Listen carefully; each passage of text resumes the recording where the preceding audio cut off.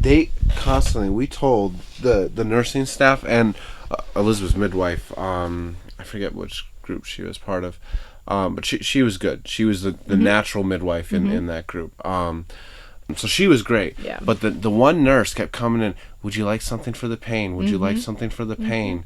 And just hearing what you said was like... They do have residents there now, by the way. Did you know that? What? They have resident doctors, family practice, and OB residents now at that hospital.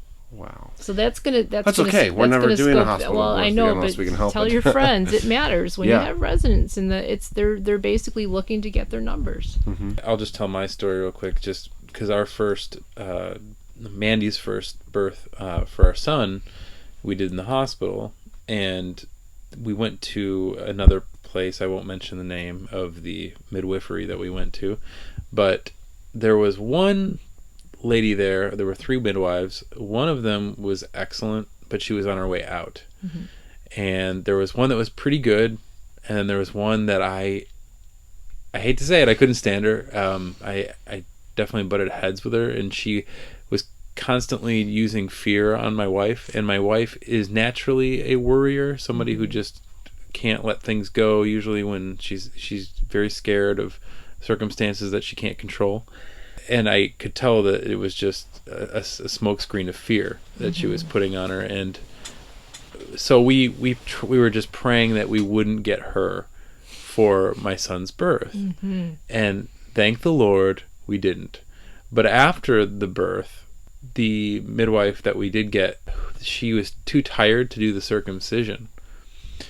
So that was something that we kind of were debating back and forth on, was the circumcision. And in hindsight, I have different opinions now, but we were just going to go ahead and do it. And obviously, since the midwife wasn't, she was too tired to do it, we had to reschedule for, I think, a couple weeks later. So we went to that midwifery, and wouldn't you know, the one who was going to circumcise my son was the one who I just didn't want to do any sort of business with or speak with. That should have been a sign, because we had, number one, the midwife was too tired at the time to do it. I felt like that was kind of one of those moments, do we do it? Since we're on the fence. And then number two, the one that we didn't want was there at the place. And when stubborn me, I said, no, we'll just do it. And I should have seen the signs in hindsight. But basically, what happened was they used the wrong tool. And my son is, I don't want to call him half circ, but it's maybe he has a third of a foreskin. And they should have used a larger tool. They used the smaller tool. So I don't know what to do about that. It can be surgically repaired if you can even consult a pediatric urologist. Yeah. Because it could bother him. Yeah, he might feel it's all or nothing, right? I mean, it's kind of weird to have part of it there. And kind of, if you're going to fix it, I'd do it when he's not going to remember right, so when much. he's younger. And right. anesthesiology, that's easier too. But I would like to... If you're saying so the one lower part or top was more correct, and then there's a larger flap. Yeah, there's a... So at least it's not going to re-anastomose, because there's tons of kids I've seen where you don't even know it's been done. No. It's been done. It's there. Very little. It's there, but it's just extra. And... Yeah, but anyway, I just felt like something I failed to mention was that even she was saying there's really no point in doing it. She was really you could tell she almost didn't want to do it. Yeah. So maybe I should have, in hindsight, and my wife does not want to do that if we have another boy, and I don't blame her at this point. I don't know that there's any benefits. It was just kind of one of those, well, that's how it was for my family and families that I know, so we're just kind of following suit on that. Deb had mentioned earlier, if it's not how God made it, it's not good for us. And I want to point out in the Bible that God insisted that the Israelites were circumcised. So to me, that tells me there's some reason. And I say that because when you look at the health laws in the Bible, if you had leprosy, he told the people, cover your mouth and say, unclean, unclean, unclean. Now that sounds ridiculous, right?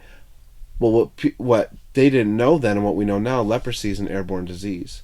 And by covering their mouth and staying away and saying unclean, they were protecting other people by doing it. And you just look to the Bible, you find tons of examples like this, and that tells me that if God said to do it, there is a very good reason for it, even if we don't fully understand it. And I know that it goes back and forth with the circumcised, uncircumcised. My stance on it is yes, and for that reason. Right, and that was kind of why I was pro doing it, was because of my beliefs.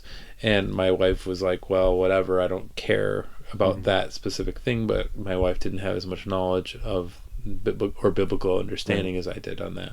Just out of curiosity, Deb, could you give us some of the pros to doing it and the cons to doing it and the pros of not doing it and the cons of not?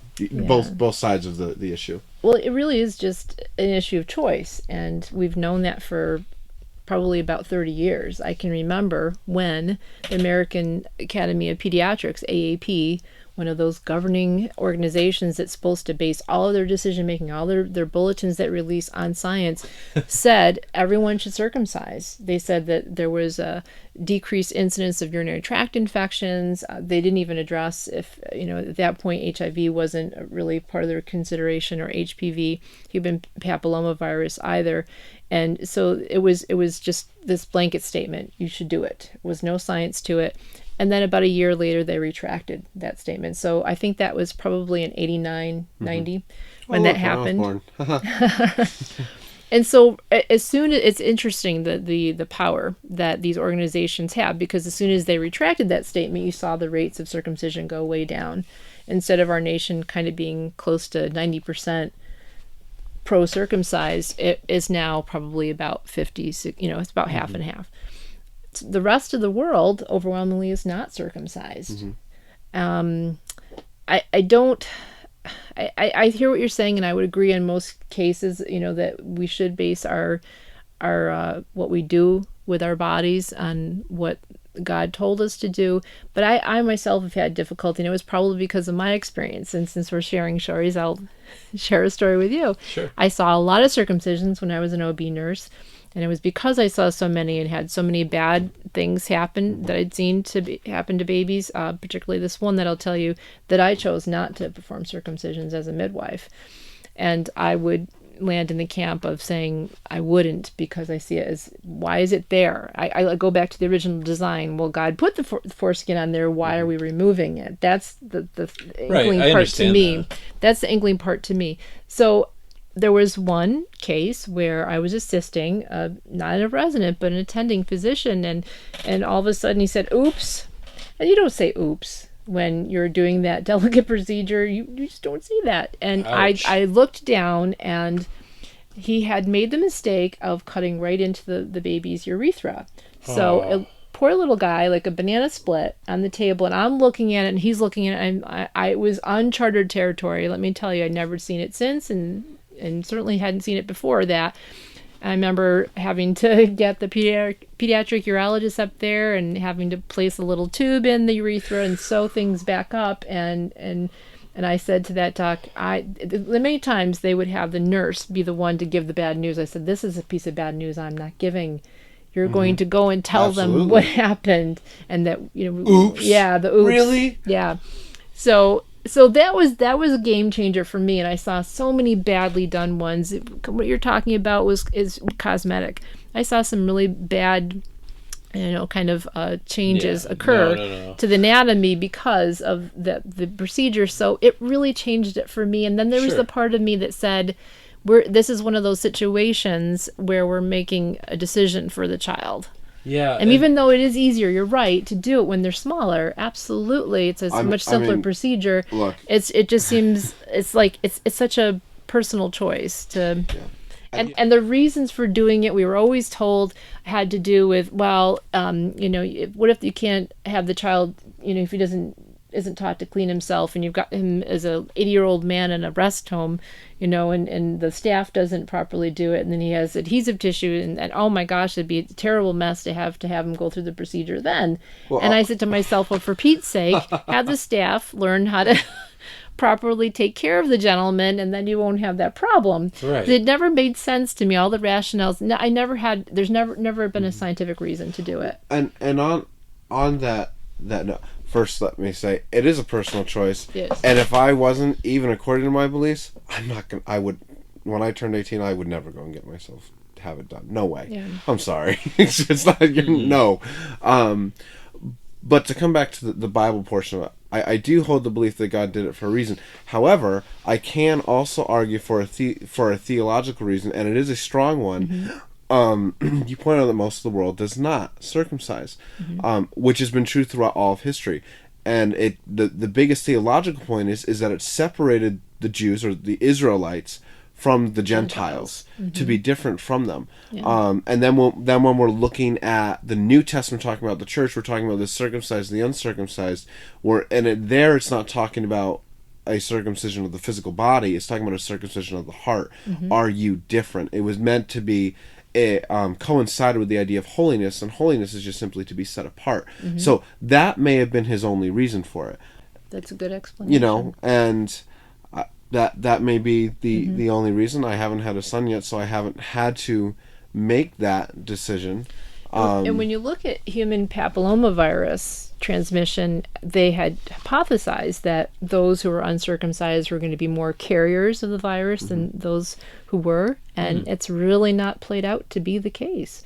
And of course, we can get into that whole discussion that we talked about last time about the Gardasil vaccine. And certainly, HPVs are given far too much credit for causing havoc in cervical cancer than what it really is. Scientifically, 90% of them regress on their own without treatment. And this is another case of instituting an injection that didn't answer the whole situation. The situation is you've got 150 different types of HPVs. About a third of those are those that could be moderate to high risk, possibly associated or in the neighborhood. Let's say, just because I'm in the neighborhood doesn't mean that I committed the murder, right? Right. I'm in the neighborhood, and that's the case that I would say about the HPV is that they made this leap, as they so often do in medicine, to then come up with a vaccine and make money and so on and so forth, and do whatever else they're doing with it. But they're making this big leap to say that the types 16 and 18, which are in the Gardasil vaccine, are in the neighborhood when cancer happens, so therefore they're bad and we're going to develop this vaccine.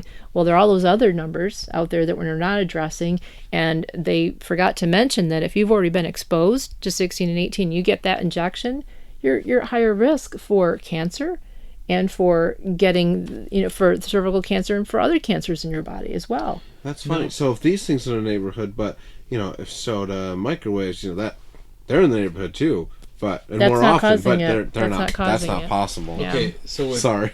Okay, so I just on the HPV tip, my understanding is that it really affects women more. Is that true? Yeah, as far as we know. I mean, they haven't made any other correlations, and they're seeing the gentlemen as the carriers of the Right. HPV types. The vaccine Gardasil includes type 6 and 11, which are associated with the condyloma or the genital warts, and the type 16 and 18, more highly associated or in the neighborhood of cervical cancer.